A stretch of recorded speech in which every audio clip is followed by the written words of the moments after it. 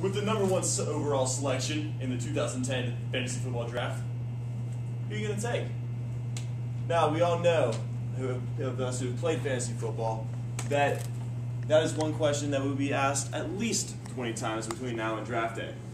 I'm here to tell you that that's not the question that you need to be asking yourself when preparing for your fantasy football draft. The proper questions to be asked are, if my guy is gone, who am I going to take? When is it proper to go with the trend as opposed to what I need? And even, when is it too early to take a kicker?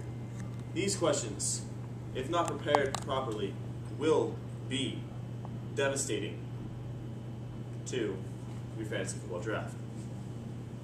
Now you may ask yourselves, as I'm standing here talking to you, what makes me so appropriate to speak to you about this?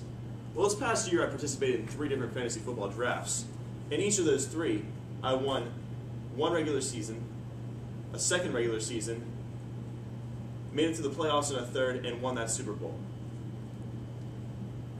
In winning these leagues and championship games, I made over $750. So I do know a little bit of what I'm talking about.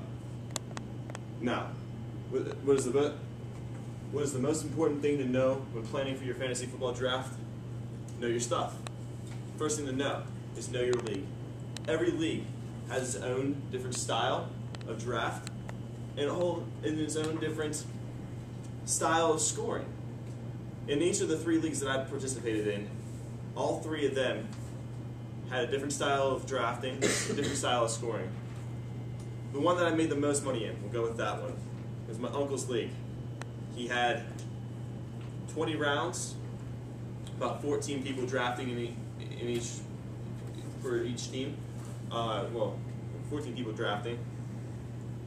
And in that, his scoring system was touchdowns only. That's the only way you can score. And defense, you can score by not giving up points. That's the only way you can score in his league. In my other 2 leagues, they were more yardage oriented, in which you had to focus on the players who were going to get you the best statistics along those lines. Now,